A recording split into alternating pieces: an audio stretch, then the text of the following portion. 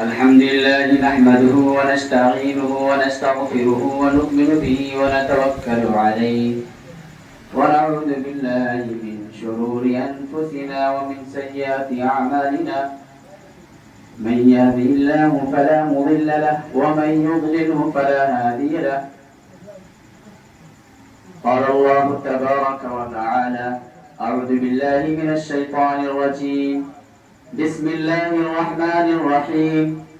ادخلوا في السلم كافة ولا تتبعوا خطوات الشيطان إنه لكم عدو مبين.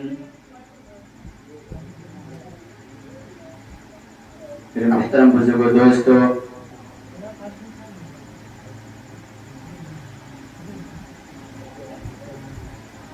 اللہ تبارک و تعالی نے ہم لوگوں کو بہت ساری چیزوں سے نوازا ہے.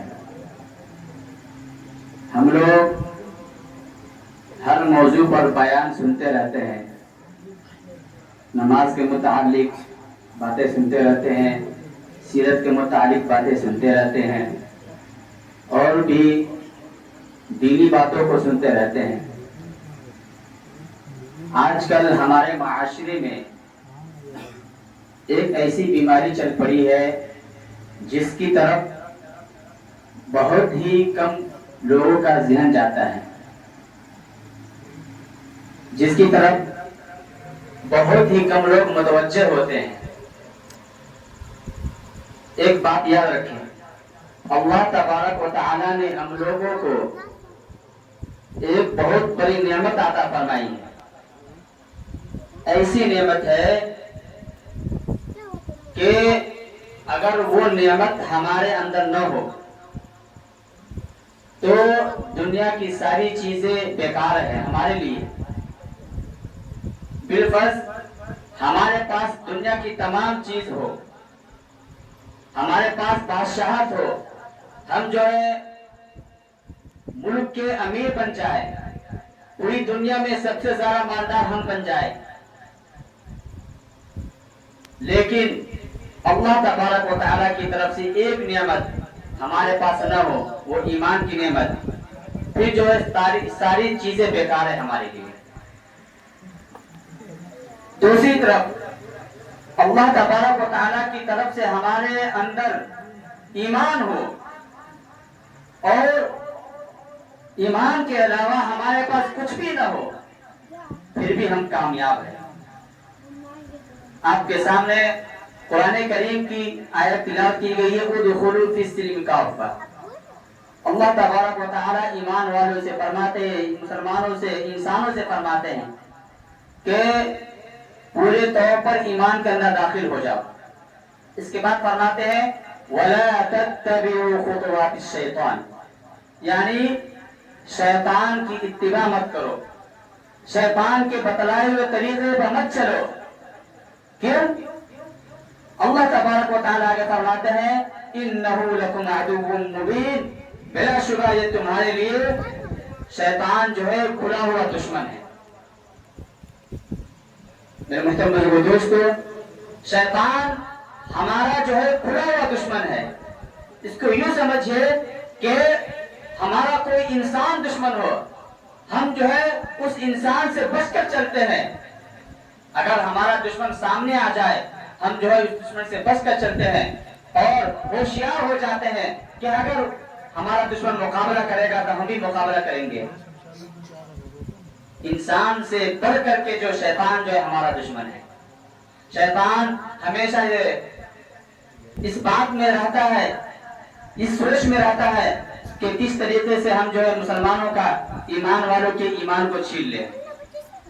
خاص طور سے شیطان جو ہے ہماری عورتوں پر زیادہ حملہ کرتا ہے. ابھی جو معاشرہ چل رہا ہے اس زمانے میں، ابھی موبائل کا زمانہ چل رہا ہے، سوشل میڈیا کا زمانہ چل رہا ہے، شیطان ہمارے اندر سے ہمارے ایمان کو، ہماری عورتوں کے ایمان کو چھین رہا ہے. نت نئے طریقے سے شیطان ہمارے ایمانوں کو چھیننا چاہتا ہے، غیر ہماری عورتوں کو پھنساتا ہے اور پھنسانے کے ساتھ غلط طریقے سے محبت میں پھنسانے کے ساتھ عورتوں کی ایمان کو چھین لیتا ہے.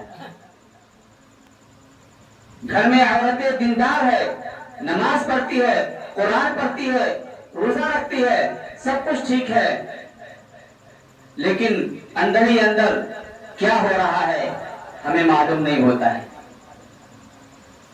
سوشل میڈیا کے ذریعے چیٹنگ چل رہی ہے، انسٹاگرام پر بات چیت ہو رہی ہے، واٹس ایپ کے ذریعے بات چیت ہو رہی ہے غیروں سے، ہم بے خبر سو رہے ہیں. ایسا بھی واقعہ پیش آیا ہے کہ ایک گھر کے اندر جوان لڑکی نماز کی پابند، روزہ کی پابند، تلاوت کی پابند، ہر اعتبار سے بہت اچھی، معاشرے میں سب سے اچھی، معاشرے میں سب سے نیک باپ. ایک دن ایسا ہوتا ہے، سننے میں آتا ہے کہ وہ لڑکی جو ہے، بھولا لڑکی جو ہے، جو نماز کی پابندی کرتی تھی، روزے کی پابندی کرتی تھی، نیک تھی، صالح تھی، بڑا غیر کے ساتھ بھاگ گئی ہے. بعد میں جب سراغ لگا، چھان بین ہوا تو پتہ چلا کہ ادھر ماں باپ سو جاتے تھے، ادھر لڑکی جو ہے کمبل کے اندر، ٹھنڈی کے زمانے میں کمبل کے اندر ہیڈ فون لگا کر کے غیروں سے باتیں کرتی ہے.